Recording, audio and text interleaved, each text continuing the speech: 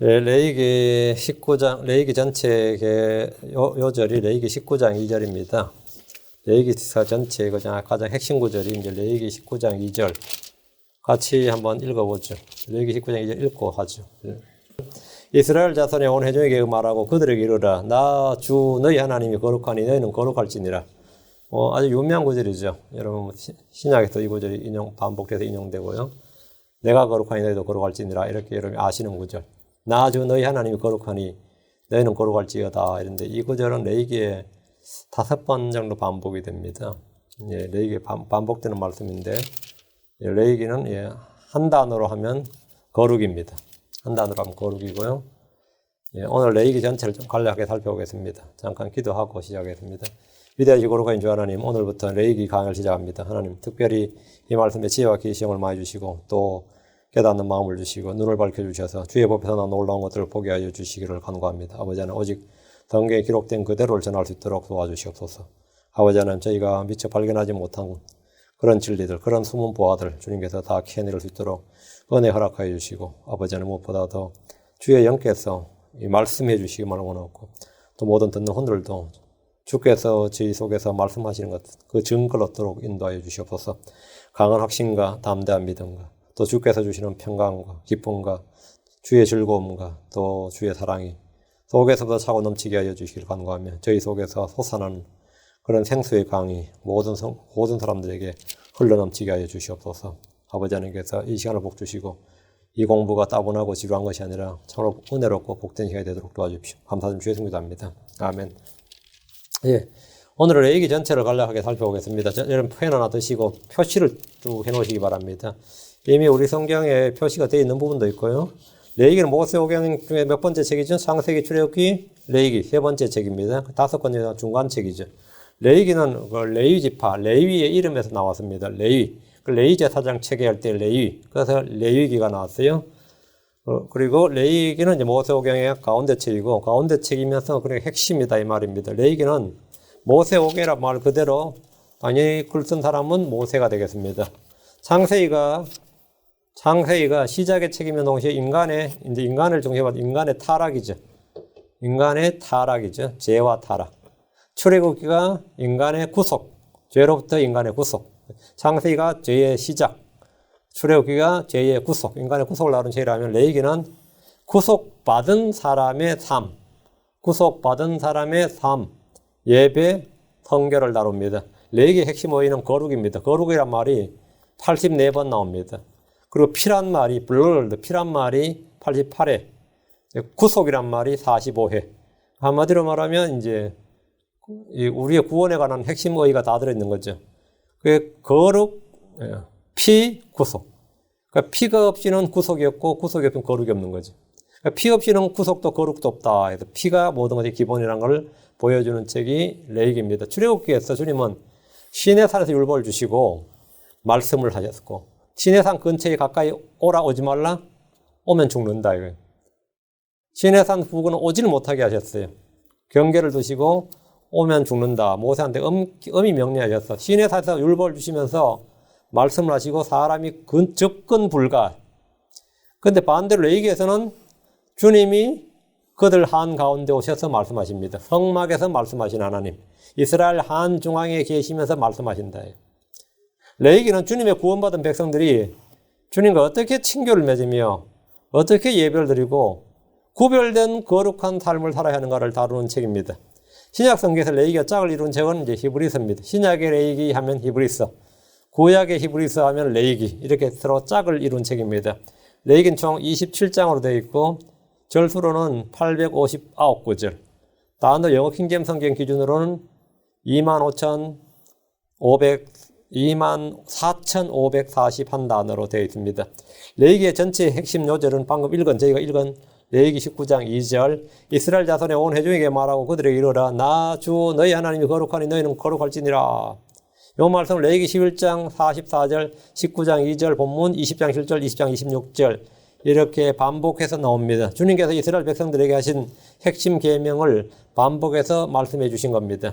레위기 11장 44절로 와서 같이 봅니다. 표시를 해두시고 레위기 11장 44절 나는 주 너희 하나님이니라 그런즉 내가 거룩하니 너희도 너희 자신을 거룩히 구별하여 거룩할지니라.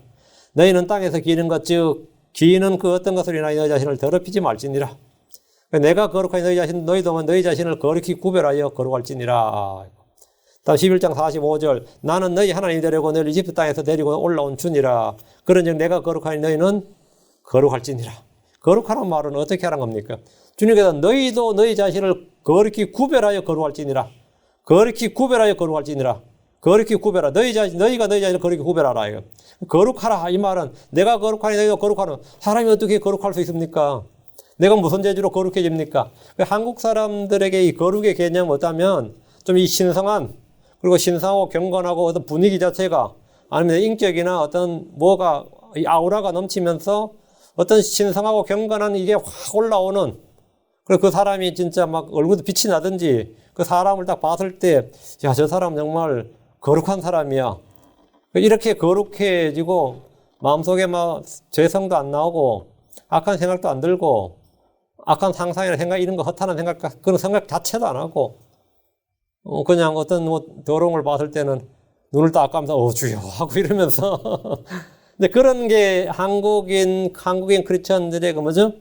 거룩의 기본 개념이죠. 거룩할지니라 그러니까 나는 TV도 보고 인터넷도 보고 뭐 쇼핑도 하고 할지도 않은데 스스로 거룩하다고 생각이 돼요? 한번 생각해 봐요. 나 차마 내가 거룩하다는 뭐 양심이 많이 맞은 사람이지. 이런 분위기. 주님은 거룩할지니라. 내가 거룩하니 너희도 거룩할지니라. 너희 자신을 구별하여 거룩히 거룩할지니라. 이런 말씀을 하셨죠. 그런즉 내가 거룩하니 너희는 거룩할지니라. 제가 이게 선교단체에서 이제 장로일 때 몰랐고 이제 선교단체에서 대학생 돼서 선교단체에서 이 말씀 배우는데 절망스럽더라고요. 내가 거룩하니 너희도 거룩할지니라. 이 말씀이 은혜가 되거나 복이 되는 게 아니라 이 말씀은 완전히 나를 실족하게 하는 말씀이었어요. 왜? 어떻게 주님이 거룩한데 주님이 거룩하니까 너희도 거룩할지니라. 이게 될 수가 있는 이게 불가능한 요구를 하느냐 이거 하나님이 어떻게 이 불가능한 요구를 하는가? 불가능한 명령을 내리실 수가 있는가? 이런 생각이 들었어요, 실제로.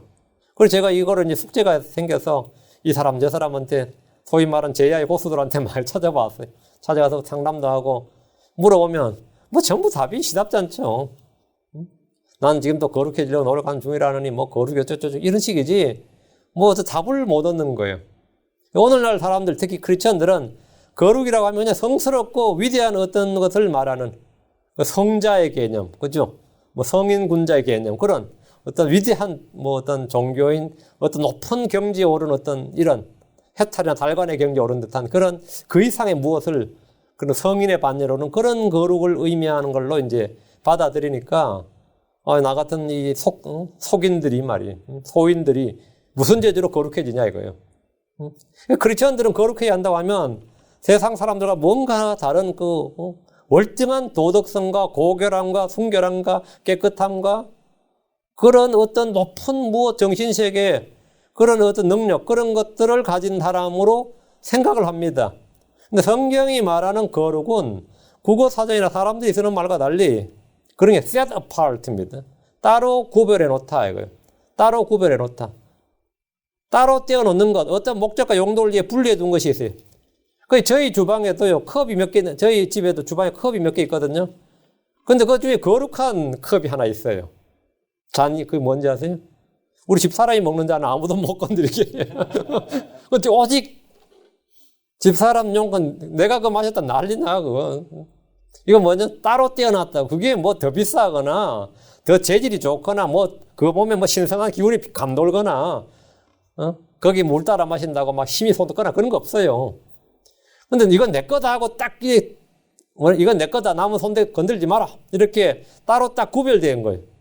따로 딱 구별해 놓고, 이거 손대지 마라, 이거. 이건 나의, 이거, only. 오직 나의 거다, 이거. 그 어떤 목적과 용도를 분리해둔 거, 이거 뭐라? 거룩이다, 이거예요. 이게 마이크인데, 오직 설교 용도로만 쓰면 마이크예요. 근데 여기다가 막 노래방처럼 막 여기 노래 부르고 하면 어떻게 누가 그러지? 어디서 감히 그걸로 똑같은 마이크예요. 가격이 더 비싼 것도 아니고 성능이 월등한 것도 아니고 여기 이거 하면 그냥 영감이 팍팍 살아서 가는 마이크도 아니에요. 그 똑같은 마이크예요.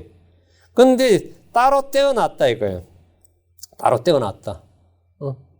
그 전에 이 강단을 말이죠. 이거 말고 우리가 작은 강단 썼을 때는 이거 움직이기 쉬울 때니까 여기 뭐 월요일 찬양대 와가지고 우리에서 막 싱스프레이 한다 하고 뭐 춤도 추고 그랬나 봐요.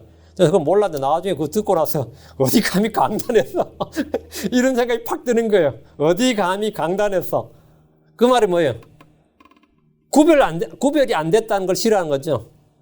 구별 지어주려고 하는 마음 있잖아요. 구별 지어주려는 마음.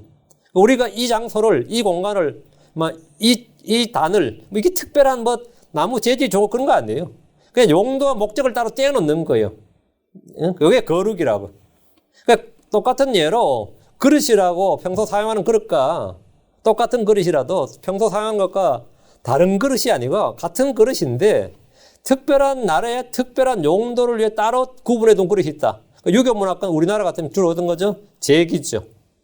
제사상에 사용하는 제사용품들, 제기용은 저희 집에서 보면 진짜 먼지도 안 들어가게 그게 딱 포장을 해놔서 딱 해놓고 시골에서도. 그리고 제삿날만 딱 끄집어내가지고 씻어가지고 그날 쓰고 다 쓰고 나서 또 딱 해서 해놔요. 그걸 제수용품, 제기용품이라 그러죠.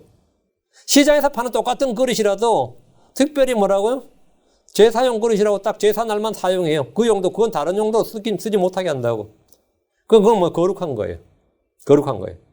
크리스천들은 세상 사람들과 똑같은 살과 피를 가졌고 똑같은 성정을 지녔습니다. 크리스천이 된다고 우리가 뭐 혈액형이 변한 것도 아니고 살갗이 변한 것도 아니고 성정도 똑같은 성정을 지녔어요. 외모로 구분할 수 없습니다. 뭐 직업으로 구분한 것도 아니고 뭘로 구분합니까? 이스라엘 자손들은 주께서 주신 율법을 통해서 그 땅의 족속들, 가나안 족속들이나 주변의 이방 족속들과 이교도들과 구분했어요. 그게 거룩한 민족 그렇게 말해요. 율법을 통해서 먹는 것도 구별하고 그 사람들 먹는 걸 그 사람 돼지고기를 먹어 우리는 가지한 거도 안 먹어. 그 뭐죠?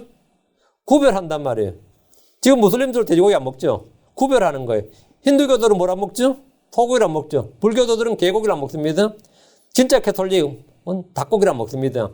치킨집에서 같이 딱 뜯으면 그것도 진짜 그냥 개념 없는 캐톨릭이고 진짜 캐톨릭은 닭고기를 금기시해요. 왜? 베드로가 닭이 올 때 울었다 해서 베드로가 자기들의 뭐 초대 교황이잖아. 그런 것도 안 가르친 캐톨릭은 뭐 안 하고요. 하여튼 먹는 걸로 다 구분하죠. 먹는 걸로 이제 그런 게 외적인 뭘로 구분한단 말이죠. 그래서 목사님들은 사제들은 뭐죠? 로만 칼라에 검은 옷으로. 근데 이제 크리스천들은 그런 걸 구분 안 해요. 우리는 그런 걸 구분 안 해요. 우리는 뭘로 구분하죠? 크리스천들은 사랑을 통해서 이방인들과 구분돼야 됩니다. 레위기 19장 2절에 이스라엘 자손의 온 회중에게 말하고 그들에게 이르라 나 주 너희 하나님이 거룩하니 너희는 거룩할지니라.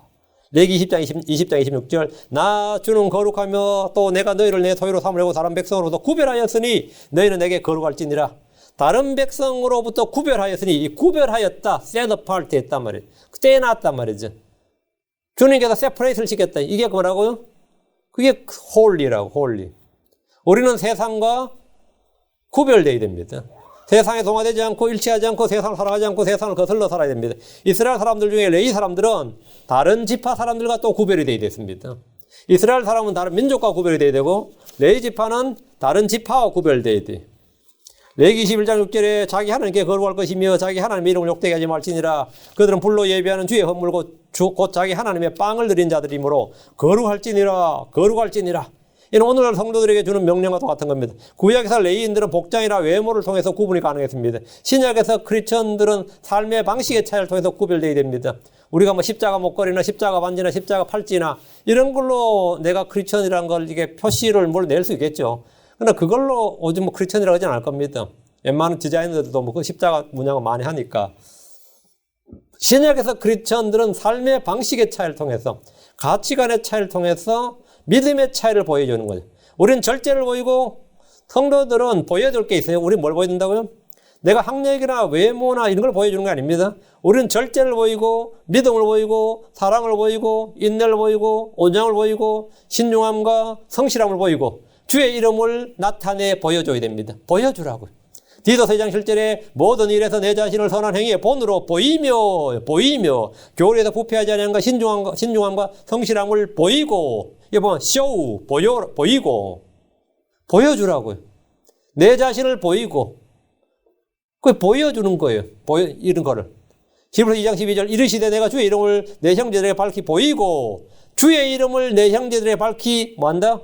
보이고 교회의 한가운데서 노래로 주를 찬양하리다 하시며 이것이 거룩입니다. 거룩하라는 말은 세상과 분리되고 따로 구별되란 말입니다. 레위기는 주 예수 그리스도의 사역과 십자가의 구속에 대해서 너무나 많은 것을 예표해 주는 책입니다. 주님의 성품 중에 가장 많이 강조되는 것이 오늘날 교회에서는 주로 사랑과 은혜죠. 사랑과 은혜인데 더 중요한 것, 사랑과 은혜보다 더 이 프라이오리티, 좀 더 이 가중치를 둬야 되는 게 뭐냐면 거룩입니다. 거룩이에요. 오늘날 성도들이 죄를 죄로 여기지 않고 죄를 두려워하지 않고 악을 미워하지 않는 일련의 타락과 배경은 모두 거룩하신 주님에 대한 믿음과 잘못된 인식에서 출발한 것이라 할 수 있습니다. 주님께서 악이요 죄라고 정의한 것을 사람들은 사랑이라고 하는 것이나 죄도 지어봐야 안다든지 부득이한 것이든지 이런 말을 하는 것이 타락한 심성의 증거입니다. 하물며 교회 그리스도인들마저 그런 생각을 갖고 있다면 그것이 바로 배교입니다. 레위기는 크게 두 부분으로 나눌 수 있습니다. 1장부터 16장을 전반부, 성도가 하나님께 나아가는 길. 1장부터 16장은 성도가 하나님께 나아가는 길, 17장부터 27장은 하나님과 친교를 누리는 길. 이렇게 1장부터 16장은 우리가 하나님께 헌물을 들고 나가라, 피를 들고 나가라, 제단으로 나오라, 이렇게 언제 나오라, 이렇게 이런 나아가는 길이 하나님께 나아가는 길, 그 방법을 가르쳐주고 17장부터 27장까지는 하나님과 친교를 누리는 길이 무엇인가. 자, 1장부터 16장이 이제 하나님께 나아가는 길인데 1장부터 7장까지는 주님께서 제시한 희생 제물을 통해서 하나님께 나아간다. 8장 9장은 주님이 세우신 제사장을 통해 하나님께 나아가자. 11장부터 15장은 정결케 하는 법을 통해서 자신을 정결케 해서 주님께 나아가야 된다. 16장은 매년 드리는 속죄제를 통해서 하나님께 나아가야 된다. 하나님은 사람들이 죽게 나올 수 있는 방법을 제시해 주신 겁니다. 여기 16장까지. 이것이 이렇게 하지 않으면 주님보다 끊어지는 거예요. 17장부터 22장은 죄로부터의 분리를 통해서 주님과의 교제가 가능하다. 23장은 주님이 정하신 절기들을 잘 준수함으로써 하나님과의 친교가 가능하다. 24장은 마음의 악을 제거하고 참된 경배를 드림으로써 성도들은 주님과 교제가 가능하다. 25장, 26장은 안식일과 희년을 잘 지켜서 주님의 복을 받으라. 이렇게. 27장은 서원을 지키고 11조와 헌물을 내므로써 주의 복을 받고 주님과 친교를 누릴 수 있다고 증언하고 있습니다. 주의 명령에 순종함으로써 주께 복을 얻는다. 이 말이죠. 이는 신약 성도들에게도 교리적으로 적용할 수 없을지라도 성도의 삶을 어떻게 살아야 하는가 영적 교훈과 훌륭한 본보기가 됩니다. 레위기 1장에서 5장은 5가지 희생 제사가 나오는데 우리 성경에는 이거는 딱 소제목으로 장 앞에다 1장 하면 번제업물, 2장 음식업물 이렇게 적혀 있죠. 1장에 보면 5가지 희생제가 나오는데 1장부터 5장까지 5가지 희생제가 나오는데 이 5가지 희생헌물, 희생제사는 우리 주님의 사역을 보여주는 것이고 주 예수로께서 이 모든 희생물의 마침이 되신다는 사실을 보여주는 겁니다. 제1장은 태운 희생물, 번제입니다. 번제. 태워서 드리는 번제물. 번제는 burning sacrifice죠. 번제의 제물은 태우는 거는 그냥 소떼, 양과 염소떼에서 취해서 태웠습니다. 소는 종으로서의 충실한 모습을 나타냅니다. 양은 주님의 온유한 성품을 드러냅니다. 비둘기는 죄 없는 성품을 드러냅니다. 각각 번제물은 머리에 안수함으로써 1장 4절에 보면 안수함으로써 죄를 전가했습니다. 이는 주님께서 우리의 죄를 모두 가져가시는 진리를 앞서 보여주신 것입니다. 세상 죄를 제거하시는 하나님 어린 양 했죠. 이게 바로 번제물이죠. 태운 희생물은 이제 고기를 태우니까 희생물 태우니까 어떻게 되겠죠? 냄새가 나겠죠. 주님께 향기를 드리는 겁니다. 향기를.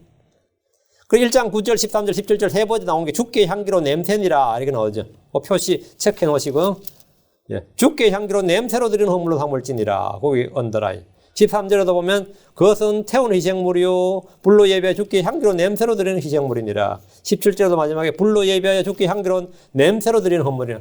향기로 냄새로 드리는 헌물. 번제 헌물의 기본은 뭐죠? 냄새로 드리는 헌물입니다. 냄새로. 주님은 자기 자신의 몸을 주님 앞에, 하나님 앞에 향기로운 냄새로 드렸습니다. 에베소 5장 2절에 에베소 5장 2절에 그리스도께서 우리를 사랑하사 우리를 위해 자신을 향기로운 냄새의 헌물과 희생물로 하나님께 드리신 것 같이 사랑해서 걸으라. 여러분, 그리스도께서 우리를 사랑하사 우리를 위해 자신을 뭘로요? 향기로운 냄새의 헌물과 희생물로. 이게 뭐죠? 레위기 1장 이 말이에요. 레위기 1장 9절, 13절, 17절이다 이 말이죠. 요거는 신약에서는 에베소 5장 2절이 된 거죠. 신약 성도는 어떻게 번제물 드립니까? 고린도서 4장 15절. 우리는 구원받은 자들 가운데서나 멸망하는 자들 가운데서나 하나님을 향한 그리스도의 향기로운 냄새니라. 우리가 뭐라고요? 하나님을 향한 그리스도의 향기로운 냄새니라. 우리가 바로 향기로운 냄새고, 성도들이 드리는 기도가 뭐죠? 향이에요. 그 우리가 하나님께 드린 게 우리가 향기로운 냄새다. 하나님을 향한 향기로운 냄새다. 빌립보 4장 18절. 오직 내게는 모든 것이 있고 또 풍부하니라. 에바브로 디도편에 너희가 보낸 것들을 받아서므로 내가 풍족한데 이것은 달콤한 냄새의 향기요 받을 칠만 희생물이 하나님을 매우 기쁘게 하시니라. 신약 성도들이 달콤한 냄새의 향기 뭘로요? 예. 지금 디도편에 보낸 빌립보 교회가 보낸 뭐죠? 헌물이 달콤한 냄새의 향기요 받으실 만한 희생물이다. 신약 성도들이 하나님 앞에 달콤한 냄새의 향기로 번제물로 어떻게 드린다고요? 예. 이렇게 우리가 드리는 헌물로 드리는 거죠. 자기 자신을 먼저 살아있는 희생물로, 다음에는 헌물로, 다음에 뭐로? 기도가 바로 향입니다. 다음 2장입니다. 2장은 음식 헌물로 적혀있죠. 소제목이. 2장은 음식 헌물입니다. 음식 헌물에는 특징이 이제 4절에 보면 절대 누룩이 들어갈 수 없다 이래 있죠. 예. 누룩을 넣지 말고, 누룩을 넣지 않고 기름을 섞어 이래서요. 이는 죄 없는 우리 주 예수의 모습을 보여주는 겁니다. 음식 헌물. 주님 자신이 먼저 음식이다. 그러니까 자기가 생명의 빵이고 음료라고 그랬죠. 음식 헌물에는 기름을 뿌리게 되어 있는데 이는 성령의 기름 부음을 받으신 주님을 나타내는 겁니다. 누룩은 넣지 말고 기름은 넣어야. 그러니까 누룩은 죄성이 없다. 기름은 넣는다. 이거 먼저 성령을 부음받은 그리스도죠. 음식 헌물을 불로 예비하는 것은 주님의 지상생에서 받으시는 슬픔과 고통과 고난, 십자가의 죽으심을 예표합니다. 모든 음식 헌물에 소금을 치게 하셨고 절대 빼지 못하게 하셨습니다. 음식 헌물에 반드시 들어가는 게 뭐냐고요? 소금이다. 소금은 누룩과 반대로 음식의 부패를 방지하고 지속적으로 유지시켜주는 겁니다. 이는 주님과의 친교의 연속성을 말한 겁니다. 그래서 주님께서 이걸 만약 소금이냐 이렇게 2장 13절에 언더라인 놓으시고요. 너는 내 음식 헌물의 모든 봉헌물에 소금을 칠 것이니라. 너는 내 하나님 언약의 소금이, 여러분, 내 하나님의 언약의 소금이 내 음식 헌물에서 빠지지 않게 할지니 너는 내 모든 헌물과 함께 소금을 들을지나. 하나님의 말씀을 언약을 뭐라고? 내 하나님의 언약의 소금. 예, 이걸 소금 언약. 음식에는 반드시 소금이 들어야 되고, 예, 이것이 소금 언약. 하나님의 말씀, 우리가 모든 드린 헌물에는 뭐라고요? 하나님의 말씀이 있어야 된다. 하나님의 언약의 말씀, 소금 언약이 있어야 된다. 이게 소금이다. 3장입니다. 물론 다음 이제 한 절 되게 다 하지만 지금 오늘은 전체 개요예요. 3장은 화평 헌물입니다. 거기 적혀 있죠. 3장이고 지금 우리 성경에 소제목으로 화평 헌물 이렇게 적혀 있죠.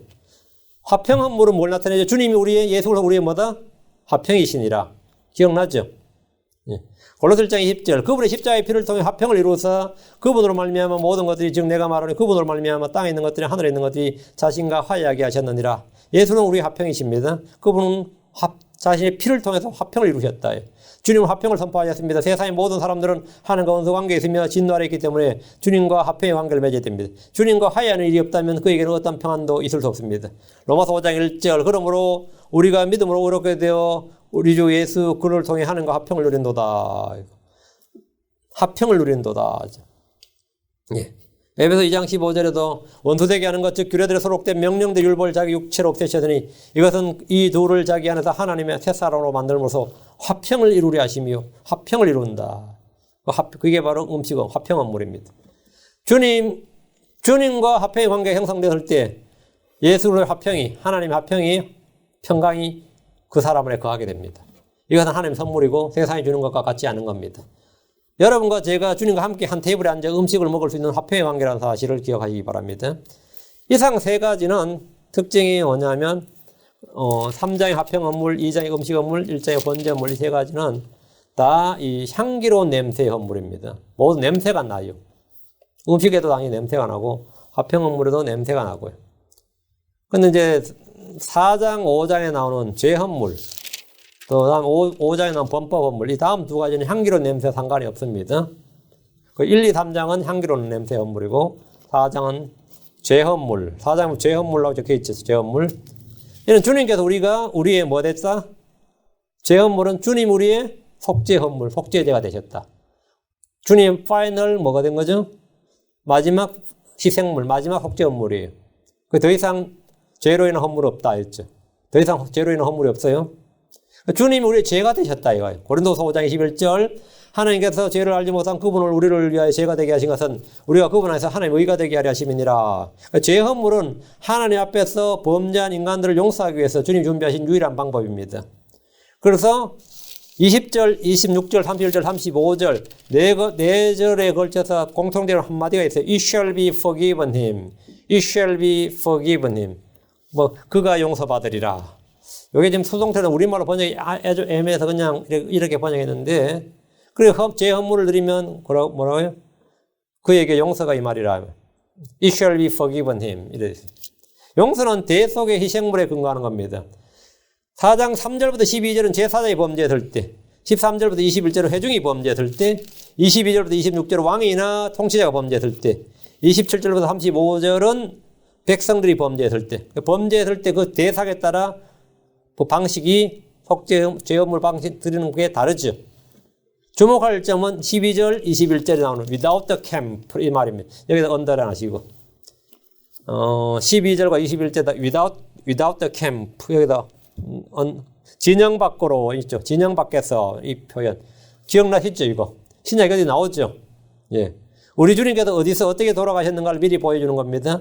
히브리서 13장 11절 13절 그 짐승들의 피로 죄로 인하여 대제사장의 성산으로 가지고 들어가고 그것들의 몸은 진영 밖에서 불사르리니 그것들의 몸은 진영 밖에서 12절 21절 히브리서에 정확히 나옵니다. 그리고 예수님께서 친히 자신의 피로 백성을 거룩히 구별하시려고 성문 밖에서 고난을 당하셨느니라. 진영 밖에서 성문 밖에서.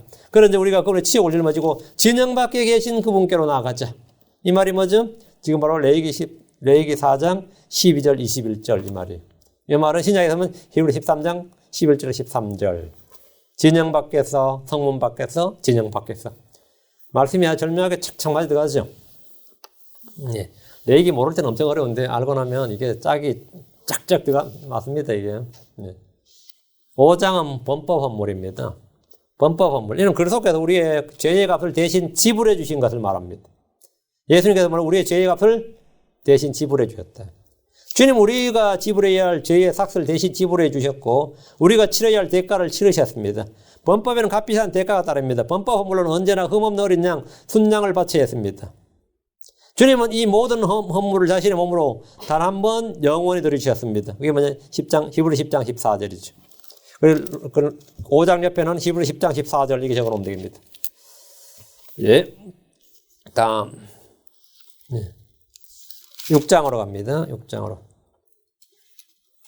6장 1절부터 7절까지 번제물, 음식물, 제물에 대한 딱 말씀을 요약하시고 6장 8절부터 번제물에 대한 법이 나오죠. 헌물에 관한 걸 다시 한번 정리를 해 주셨어요. 앞에서 말했는데 5장까지 지금까지 말씀하셨는데 다시 한번 6장 8절부터 7장 38절까지 다시 한번 정리가 되어 있는 거예요.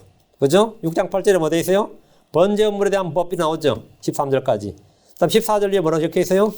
음식 헌물에 대한 법 이렇게 있죠. 그건 나오잖아요. 24절에 뭐라고 되어 있어요? 제헌물에 대한 법 이렇게. 7장 1절에는 범법 헌물에 대한 법. 7장 11절에 뭐라고 되어 있어요? 합평 헌물에 대한 법. 반복이죠. 예, 반복이죠. 6장 8절부터 7장 38절은 헌물에 대한 법을 다시 한번 앞에 나온 내용을 정리가 되어 있죠. 그냥 뭐 생각 없이 성경 읽으면 이거 안 보여요. 이게 한 번만 정리해두면 이게 딱딱 아주 오거니제이션이 된다고. 이게 조직이 탁 체계 잡혀요. 이건 하나님께서 한 번 방금 말씀하신 말을 또 반복하는 거 뭐죠? 중요하다 이 말이에요.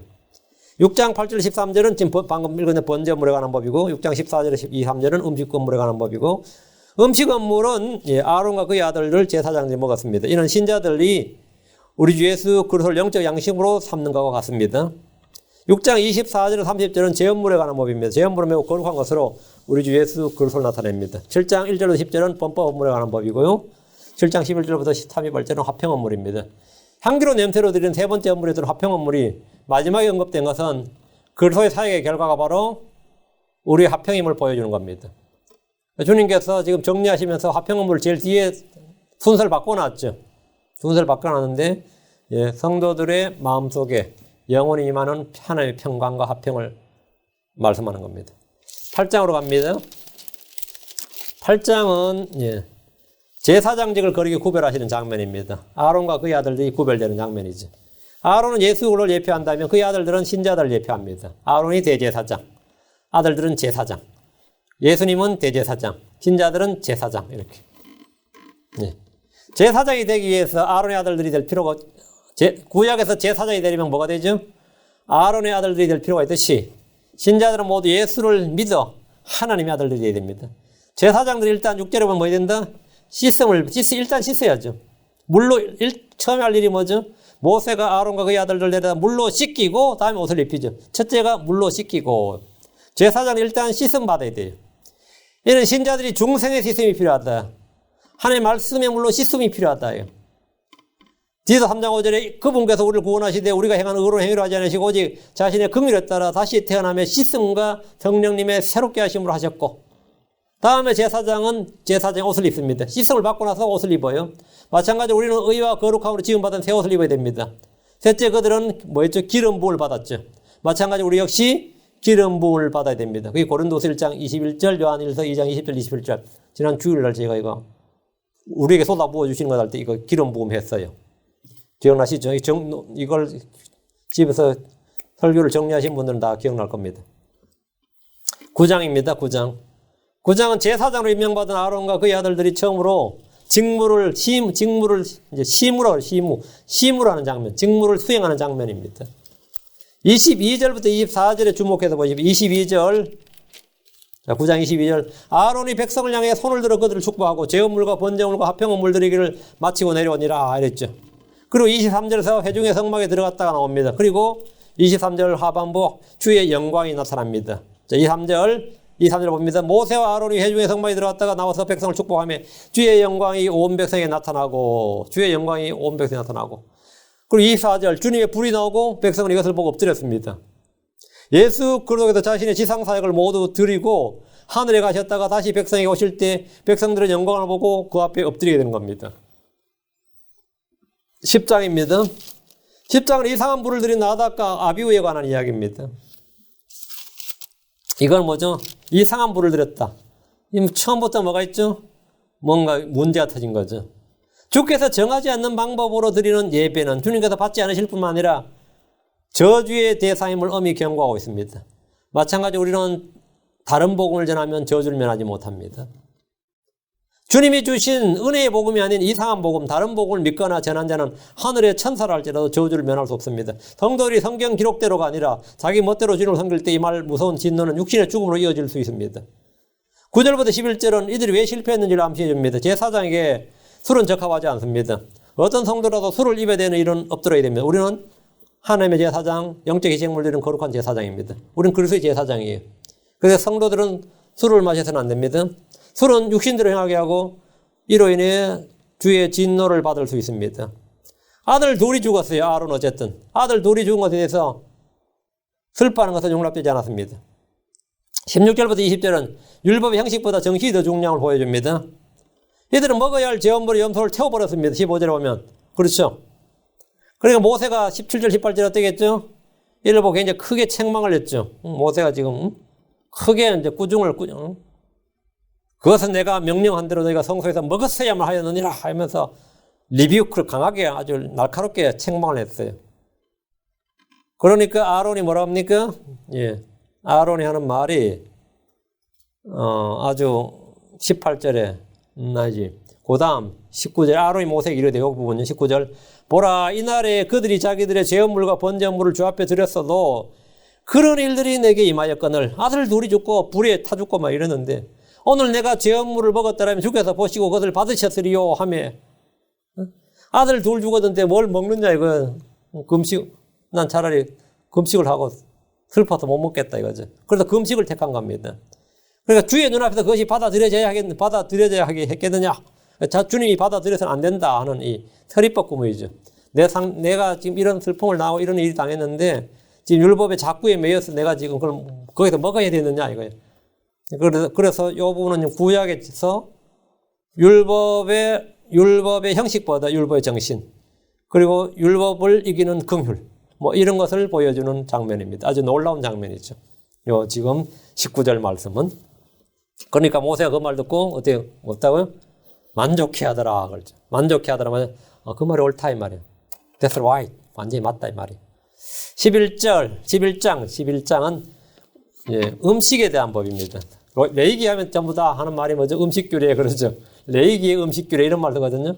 율법의 음식규례란 말 쓰지만 주로 레이기의 음식규례라고 쓰는 거는 레이기에 그만큼 음식규례가 상세하게 기술이 돼 있어서 그래요. 출애굽기도 나오는데 레이기에 가장 구체적으로 상세하게 기록되어 있다. 이제. 먹을 수 있는 것과 먹을 수 없는 것, 정결한 짐승과 부정한 짐승을 나누셨는데 이 음식이 당시 그냥 음식이 아니에요. 먹을 수 있는 것, 정결한 짐승은 뭐죠? 이스라엘을 나타내고 먹을 수 없는 것, 부정한 짐승은 이방인을 나타낸다고. 이제 그래도 이제 신약에서 주님께서 베드로에게 이제 부정한 짐승들을 보여주시고 일어나 잡아 먹어라 그랬죠. 그게 뭐냐면 유대인과 이방인이 이제 뭐가 하나가 되는 거죠. 그 음식 규례가 이제 없어지는 거예요. 구약에서는 유대인과 이방인 사이에 뭐가 있었다? 벽이 있었다. 그 벽을 허무신 분이 누구라고요? 예수입니다. 자, 이 음식 규례, 그러니까 이제 먹을 수 있는 것과 없는 것, 정결한 짐승과 부정한 짐승을 나누셨는데 이런 법이 정해진 이유는 이스라엘 백성들의 건강과 종교적인 이유에 기인한 겁니다. 하나님은 먹는 음식을 통해서 일단 이교도들과 이방인들을 거룩히 이스라엘에 구분을 한 거예요. 그럼 이방인은 다 그래요. 그 사람들은 돼지고기 안 먹어, 새우 안 먹어, 뭐 안 먹어, 뭐 우리가 먹는 거 다 안 먹는다. 그럼 같이 식사를 할 수 있어요, 없어요? 식사를 못 하죠. 유제품은 뭐 같이 섞기 못 먹어요. 그러면 유대인들끼리만 식사를 해야지 같이 식사를 할 수가 없는 거예요. 왜? 이게 거룩한 음식인지 알 수가 없잖아요. 그러니까 이방인들 식당에 갈 수 있다 없다? 못 가는 거지. 그 음식을 출처를 알 수가 없기 때문에. 그래서 일단 식사를 통해서 백성을 거룩히 구별하는 거예요. 먹는 걸 통해서 구별하고. 그럼 그 사람들도 마찬가지로 다 구별되는 거죠. 남들이 먹는 것은 피부색이나 말보다 사람을 더 확실히 구분해 줍니다. 먹는 걸 통해서, 먹는 거는. 남들이 먹는 음식을 부정하다고 안 먹는 것은 그 사람들에게 배척을 받거나 미움을 받은 행위입니다. 내가 뭘 먹고 있는데, 저런 걸 먹나? 이러면 어떻게 되죠? 기분 나쁜 정도가 아니라 살이 나지, 나중에 일 터지면. 나 먹는 거 가지고 문제 삼더라 이거죠. 한국 사람들이 제일 열받아하는 게 뭐죠? 프랑스 사람들이 뭐 하는 거 있잖아요. 개고기 먹는다. 그러면 어때요? 요즘 뭐 많이 덜 하지만, 지들은 뭐 달팽이 안 먹나? 그런 거 있잖아요. 뭐 지들도 먹고 많이 있죠. 여러분, 먹는 건 굉장히 어떤 걸 특징 지어줘요. 불교하면 생각나죠? 고기를 먹지 않는 사람들. 불교는 살생을 금하는데, 불교도 고기 먹는다 그러면 뭐죠? 에이, 그건 불교도 아닌 거지. 응? 고기를 먹지 않는 사람, 특히 고기 중에서 뭐요? 개고기를 먹지 않는 사람. 교도라면 개고기는 먹으면 안 되죠. 교리에 어떻든 간에 어쨌든 중들이 고기를 먹으면 어떻게 되죠? 다들 키득키득 웃지. 그냥 아무것도 아닌데 웃고 비난한다고. 중들이 고기 먹네 이러면서. 힌두교 하면 뭐죠? 당연히 똑같습니다. 살생을 금하는데 소고기를 먹지 않습니다. 해교도들은 돼지고기를 먹지 않습니다. 그러니까 파키스탄하고 인도하고 경계에 있는 지역 거기 군인들이 저쪽에서는 돼지고기 먹고 이쪽은 소고기 먹고 그래요. 그 서로 약 올리려고. 그 사람 서로 이제 욕하죠. 해교도 하면 생각나는 게 돼지고기를 먹지 않는 종교. 또 여자들이 히잡을 쓰고 다른 모든 사람들 하루 5번 절하고 뭐 이런 걸로 특징이 지어진단 말이죠. 이런 것이 특징이 지어지듯이 유대인 하면 일단 부정한 것들을 절대 입에 대지 않는 종교를 가진 민족으로서 전 세계에서 딱 구별되는 그런 특징을 가지고 있습니다. 레위기 10장 26절에 나 주는 거룩하며 또 내가 너희를 내 소유로 삼으려고 다른 백성으로부터 구별하였으니 뭘로요? 음식규례로, 안식일로, 절기로 이런 걸로 구별했다고, 종교로 구분했다고. 너희는 내게 거룩할지니라. 거룩할지니란 따로 이렇게 구별되라. 하나님께 떼어놓은 백성이 되라 이거예요.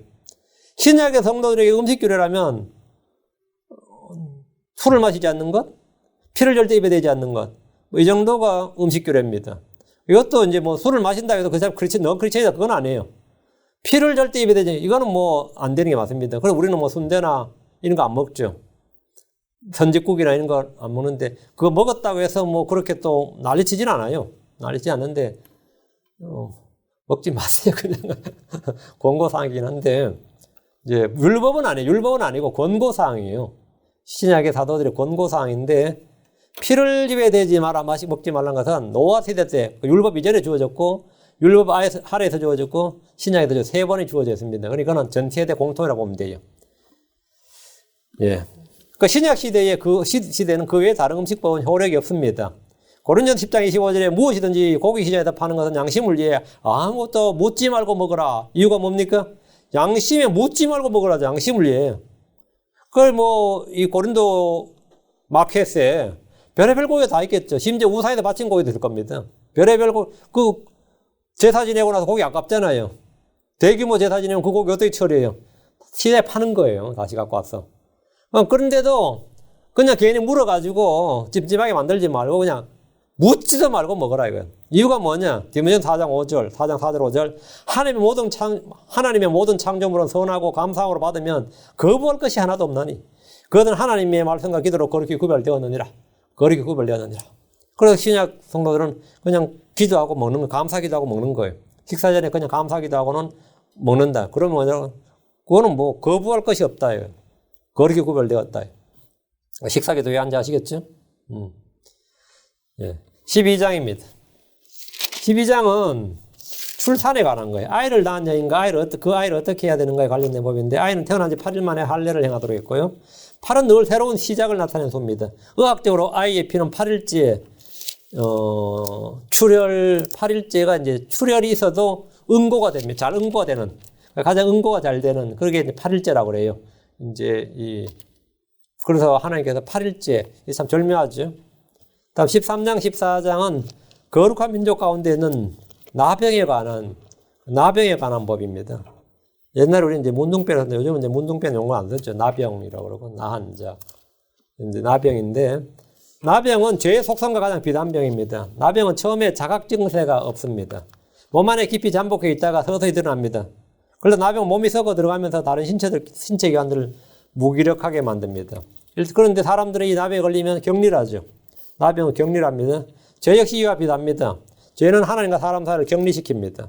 나귀는 옷과 집안의 사면 구석구석까지 침투합니다. 이는 죄의 속성과도 일치합니다. 그 다음에 이 나병에 관한 법을 공부하기로 하고요. 다음 15장은 유출병에 관련된 법입니다. 유출병은 생리와 더불어 몸에 무엇인가 흘러나오는 것입니다. 그것은 피일 수도 있고 아닐 수도 있습니다. 몸에 사이에서 흘러나오는 건 다 유출이에요. 15장 1절부터 18절은 남자 유출병. 유출병 환자의 옷이든 만진 그릇이든 접한 사람은 흐르는 물에 씻으라. 이래 11절, 12절, 13절 흐르는 물에 씻을지니라 했고요. 인간의 육신은 자랑할 것이 하나도 없습니다. 원하든 원치 않든 몸에서 더러운 것이 나올 수 있고요. 눈에서 눈물이 나오고, 뭐 하여튼 뭐 나오죠. 눈물 마고도 나옵니다. 코에서는 콧물이 나오고, 뭐 하여튼 또 더러운 게 나옵니다. 입에서는 침도 나오고, 다른 뭐가 나오죠. 하여튼 모든 것에 나와요. 귀에서는 귀지가 나오고, 그죠? 뭐, 모든, 몸에서 뭐가 나와요. 피부에서는 땀이 나오고, 뭐 이렇게. 모든 게 다 나오는데, 몸은 죄의 몸이고, 이 썩을 몸이기 때문에 하여튼 냄새가 납니다. 그래서 뭐가 나오면. 그래서 몸을 씻어야 되는 거죠. 원하든 원치 않든 몸에서는 더러운 것이 나오고, 그것은 씻어야 된다. 씻을 필요가 있다. 이거예요. 씻음을 필요로 합니다. 마찬가지로 성도 육신은 언제나 불결한 걸 쏟아냅니다. 이런 것들은 모두 말씀의 물로 씻어야 됩니다. 19절부터 33절은 여인의 유출병입니다. 하나님은 우리의 몸과 마음에 모두의 거룩함을 요구하셨습니다. 예수의 보혈과 구속의 역사 없이 거룩할 수 있는 사람은 아무도 없습니다. 16장입니다. 16장으로 가서 16장은 속죄일이죠. 속죄일. 이건 국가적으로 1년에 한 번 드리는 속죄일에 관한 법입니다. 1년에 한 번이에요. 1년에 한 번. 29절부터 34절 보시면 31절에 한번 쫙 읽어보세요. 31절에 혼을 괴롭게 한다는 것은 금식을 말하는 겁니다. 혼을 괴롭게 할지니라 이렇게 되죠. 이건 속죄일에 관한 법이고요. 다음 17장은 피해에 대한 규례입니다. 7절은 주님께서 마귀에게 희생물 드리는 것을 금지하시는 경고고요. 실제로는. 한국을 비롯해 동양 사람들은 고사나 제사를 많이 드리는데 그냥 생각 없이 아무렇지도 않게 그냥 관습이다, 문화다 이렇게 제사를 드리는데 그게 다 뭐죠? 그 뭐 떡을 떼고 돼지머리하고 잔 돌리고 뭐 술 갖다 붓고 하는 게 다 그러면 그 앞에 절하는데 그게 전부 다 마귀에게 드리는 제사입니다. 마귀에게 드리는 희생물이에요. 레위기 17장 7절 또 그들이 전에 마귀들을 따라 음행의 길로 가서나 다시는 그 마귀들에게 희생물 드리지 말지니 여기 언더라인 그 마귀들에게 희생물을 드리지 말지니 이것은 그들의 대대로 그들에게 영원한 법규가 될지니라 하라. 마귀들에게 희생물을 드리지 말라. 10절 11절은 피를 절대 먹지 말라는 주님의 명령이고요. 이 명령은 율법 이전의 노아에게 율법 하에서 또 신약시대의 사도들에게 동일하게 주신 영원한 겁니다. 육체의 피는 육체의 생명이기 때문입니다. 18장에서 22장은 행실에 관련된 법입니다. 18장에서 22장은 행실에 관련된 법입니다. 거룩하지 못한 것을 금하는 구체적인 예인데 18장부터 22장까지 나는 주니라 이 표현이 30회나 나와요. 나는 주니라 계속 나와요. 18장은 음행을 금하는 18장은 음행을 금하는 것이고요. 대상 사람들의 영은 음행의 영입니다. 음행의 영이에요. 오늘날 모든 드라마나 영화나 소설이나 보세요. 거기에 나오는 모든 게 뭐죠? 음행이에요. 모든 소재는 음행입니다. 우리 그걸 불륜이, 사랑이니, 뭐니, 치정이니, 다양한 단어를 쓰지만 성경적 용어는 뭐죠? 한 단어로 음행이에요. 그리고 사람들 생각 속에 있는 모든 예술적 표현이 하는 게 다 음행의 영입니다. 그 음행의 영을 표출하는 거예요. 표출하는 거예요. 내가 설교단이라서 차마 내가 그 워드를 옮기지를 못하겠는데 하도 더러워가지고요. 소돔과 고모라 역시 음행의 땅이었습니다. 지금 미국은 음행의 땅입니다. 이 미국 음행의 땅이에요. 18장 3절 너희는 전에 너희가 그 이집트 땅의 행위들을 따라 행하지 말며 내가 너희를 데려가는 곳 즉 가나안 땅의 행위들을 따라 행하지 말고 이집트 땅의 행위들 가나안 땅의 행위들 같은 거죠. 또 그들의 규례대로 걷지 말며 그들의 규례가 뭐냐요? 그럼 우리 어떻게 걸어야 되느냐? 4절 너희는 내 판단의 법도를 행하고 내 규례를 지켜 그 안에서 걸으라. 나는 주 너희 하나님이니라. 우리의 가치 기준은 우리가 따라야 할 이 규범은 뭐냐요? 우리의 도덕성 생활의 이 가치 기준은 내 판단의 법도 주님의 그 말씀 그게 우리의 정신세계나 일상생활에서나 종교생활에서나 영적생활이나 기도생활에서나 뭐든지 이 내 판단의 법도를 행하고 내 길을 지켜 그 안에서 걸어라. 나는 주 너희 하나님. 이게 크리스천으로 만드는 거예요. 6절부터 18절은 근친상간을 금지하신 법입니다. 20절은 간통에 대한 법이고 22절은 동성연애를 금지한 법이죠. 참 성경에 이런 명백한 구절도 있는데 또 이건 구약 아니냐 또 이래버리고 이러죠. 23절은 수간에 짐승과의 교제, 수간에 관한 금지법이고 이 말은 뭐냐 이집트의 규례, 가나안의 규례였다 이 말이에요. 이대로 하지 말라고. 가나안 이런 것들을 행함으로써 주님께 심판을 받았어요. 그 24절에 나오잖아요. 그래서 이런 것들을 행하지 말라고요. 왜? 음행은 자신을 더럽히는 것이 동시에 땅을 더럽히는 것이다는 거예요. 음행은 자신을 더럽히는 것이 동시에 땅을 더럽히는 것이다. 오늘날 그리스도인들은 이보다 훨씬 더 강한 경고를 받고 있습니다. 그게 고린도전서 6장 18절 20절, 고린도전서 3장 16절 17절. 우리 몸이 너희 몸이 뭐라고요? 주의 영에 관한 성전이니라. 그러니까 음행하지 말라고. 예, 23장입니다. 이 3장은 이스라엘이 지켜야 할 7명절에 관한 법인데 저희 교회에서 많이 다뤘어요. 이미 저희 교회에서 이 부분은 이 성경학교에서 다뤘고 1시간을 이것만 통째로 1시간 한 적이 있어요. 그죠? 기억나시죠? 7명절. 이 시간은 그러니까 또 그걸 1시간 할 수 없고 간략하게 정리만 합니다. 1절부터 3절은 뭐죠? 안식일이라고 적혀있죠? 3절 안식일. 매주 지켜야 되는 안식일이고요. 4절, 5절은 뭐죠? 6월절. 6절에서 8절은 무교절. 무교절은 누룩 없는 빵을 먹는 절기죠. 누룩 없는 빵의 절기, 명절. 6월절에 바로 이어집니다. 14일 밤이 6월절, 15일 낮부터 무교절이 되죠. 이는 성도의 누룩 없는 삶, 거룩한 삶을 예표하는 겁니다. 9절부터 14절은 뭐죠? 딱 나오죠. 초실절 이렇게. 초실절. 이는 그리스도의 부활과 함께 그때 함께 부활한 구약의 성도들을 말해주는데 단이라 그랬다면 예수님은 죽은 자 첫 열매시고 부활의 첫 열매시죠. 그리고 그때 구약 성도들이 함께 부활했다 해서. 그래서 first fruits, 첫 열매들 이렇게 나오죠. 예. 예, 다음, 예. 부활의 구약 성도들이고, 다음, 예. 15절도 22절은 뭐죠? 예. 오순절이죠. 초실절 다음부터 50일이, 7안식일이 지난 50일. 그리고 7안식일이 지나서 50일째 행해졌습니다. 오순절은 주님의 제자들이 성령에 의해 한 몸 안으로 심려를 받은 그 오순절 날에 성취되었습니다. 고린도서 12장 13절에 우리가 유대인이나 이방인이나 매인자나 자유로운 자나 모두 한 성령에 의해 침례를 받아 한 몸 안으로 들어왔으니 모두가 마시게 되어 한 성령 안으로 들어왔느니라.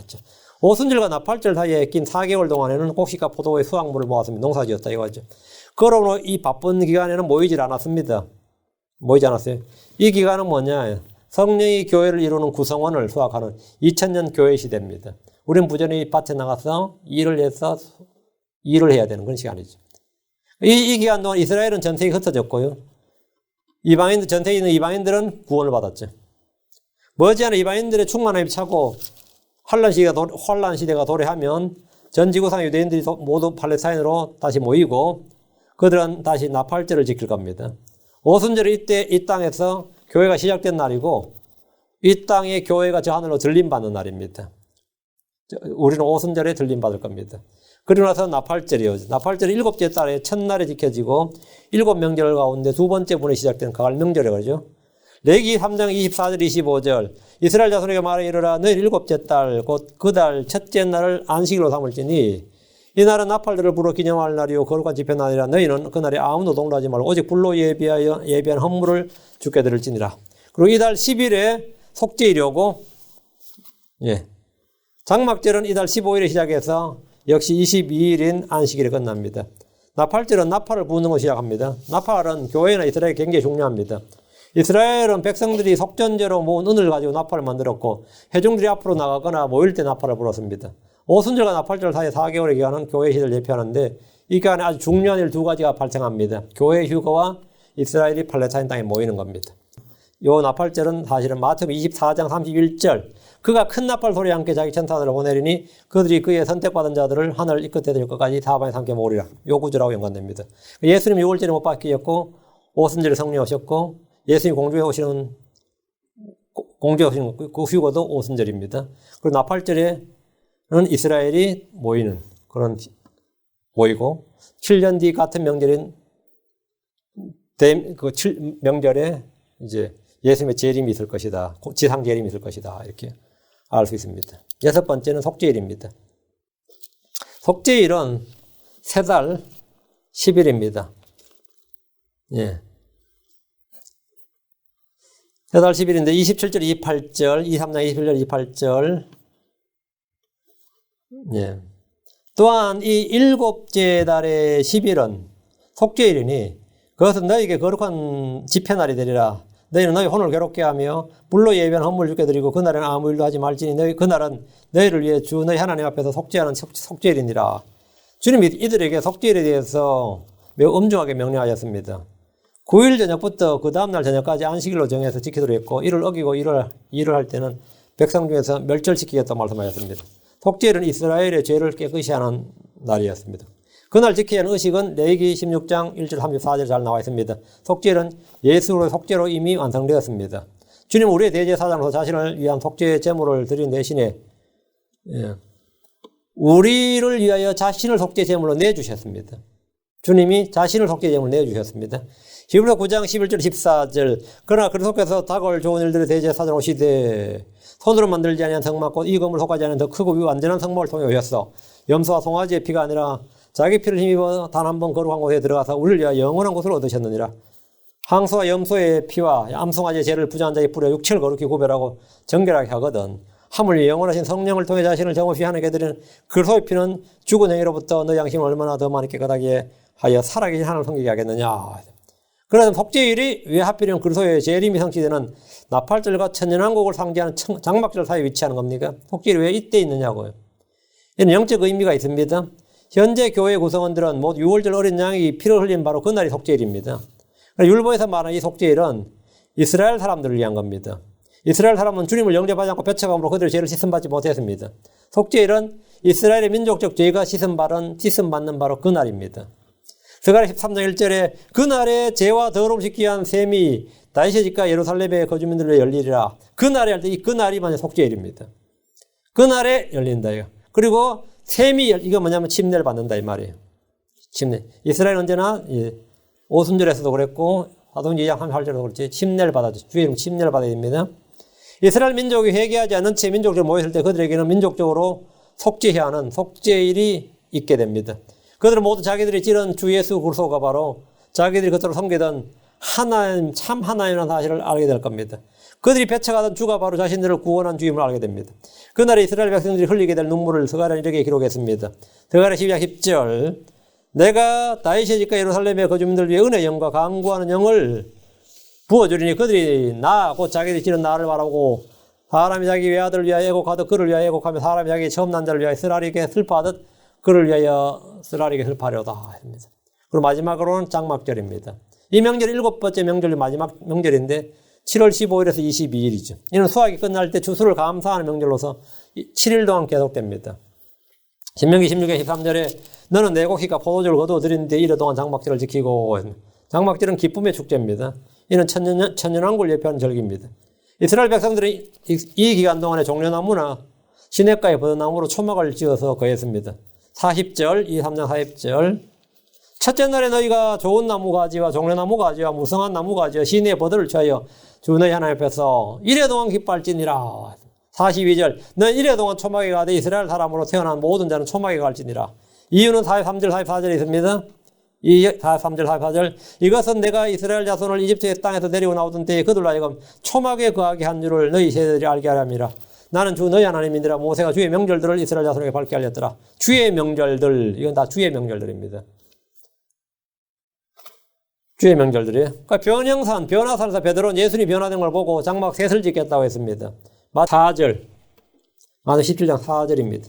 제가 표시를 잘못했어요. 마태복음 17장 4절. 그때 베드로 응답하여 예수님께 이르기를 우리 주여 우리가 여기 있는 것이 조사온즉 만일 주께서 원하시면 우리가 여기에 장막 셋을 짓되 하나는 주를 위하여 하나는 모세를 위하여 하나는 엘리야를 위하여 짓게 하옵소서 하더라. 그러니까 천년왕국 진정한 장막절은 천년왕국이 시작되어서 저 하늘의 성도들과 이 땅의 성도들 모두 함께 같이 가는 그때가 되어야 성취되는 겁니다. 44절 다시 레위기로 와서 23장 44절 모세가 주의 명절들을 이스라엘 자손에 밝게 알렸더라는데 우리 이 명절들을 신약과 이제 연관 짓는 거죠. 연관 짓는 첫째 6월절 우리의 6월절 의장 예수 그리스도가 되고 무교절은 성도들의 행할 누룩 없는 삶. 셋째 초실절은 첫 열매신 예수 그리스도가 연관되어 있고 곡식 따는 것을 통해서 주님의 부활 때에 함께 부활한 구약 성도를 예표합니다. 이후부터 본격적 수확절이고요. 넷째 오순절인데 오순절은 수확 마지막 날입니다. 오순절은 성령 강림과 교회의 몸을 구성하는 것과 연관되어 있습니다. 빵 두 덩이는 바로 교회를 이룬 구성 요소를 말하고 누룩 있는 빵을 만드는 것은 성도의 불완전성을 의미합니다. 나팔절은 이스라엘 회복과 함께 모이는 것과 연관되어 있고요. 여섯째 속죄일은 이스라엘의 죄를 회개하는 날입니다. 장막절은 천년왕국과 연관되어 있다 했고요. 다시 24장으로 갑니다. 24장, 레위기 23장 24장, 레위기 24장. 제24장, 제사장의 직무와 주님을 모독한 사람들을 다루는 법입니다. 제사장의 직무와 주님을 모독한 사람들. 다음 25장은 안식년. 2절에 안식년이 나오고 희년에 관한 규례입니다. 12절에 희년이 나오죠. 그리고 이스라엘 백성들이 이를 어김으로써 바빌론의 포로가 되는 겁니다. 안식년을 안 쉬었죠. 이스라엘이 안 쉬고 희년을 안 지켰어요. 그래서 이스라엘 백성들이 이걸 어겨서 70년간 포로 생활하는 것. 490년간 어겼기 때문입니다. 26장은 약속의 땅에서 누릴 수 있는 축복의 조건. 약속의 땅에서 누릴 수 있는 축복의 조건. 이게 이제 24장, 26장이고, 27장은 서원과 11조에 관한 규례. 이제 전부 그 소제목들이 딱딱 적혀 있으니까 뭐, 읽기에 아무것도 없죠. 그리고 사람과 물건을 무르는 방법도 여기 나옵니다. 서원을 잘못했을 때 무르는 방법까지. 그래서 요 내용을 지금 제가 방금 전체 간략했는데 요 내용을 절별로 다음 시간부터 일요일 날은 이제 오픈 일요일은 빼고요. 다음 주 수요일 날 1장 1절부터 레위기 1장 1절부터 다루도록 하겠습니다. 그래서 언제까지는 모르겠지만 어쨌든 해보겠습니다. 예. 여러분은 레위기를 어떻게 하면 되겠어요? 그러면 읽어오면 돼요. 많이 읽으시면 돼요. 기도합시다. 위대하시고 거룩하신 주하나님 감사합니다. 하나님께서 은혜 보여주시고 주행을 충만케 해주셔서 이제 레위기를 다룰 때 하나님 나는 주니라 하시니 이 말씀이 또 내가 거룩하니 너희도 거룩할지니라 이 말씀이 저희 마음 가운데 단단히 박힌 목과 같이 아버지 하나님 그렇게 저희 마음속 깊은 곳에 깊이 말씀이 그렇게 대모처럼 그렇게 박히길 원합니다. 그래서 저희가 이 땅에서 이 세상 사람들과 구별된 삶을 살 수 있도록 하나님께 그렇게 구별된 그런 성도가 되게 하여 주시옵소서. 세상과 동화되거나 일치하거나 친구가 되거나 세상을 사랑하는 그래서 더럽혀진 자들이 아니라 정결하고 구별된 성도 말 그대로 그런 성도들이 다 되게 해 주시옵소서. 감사드리며 주의 기도합니다. 아멘.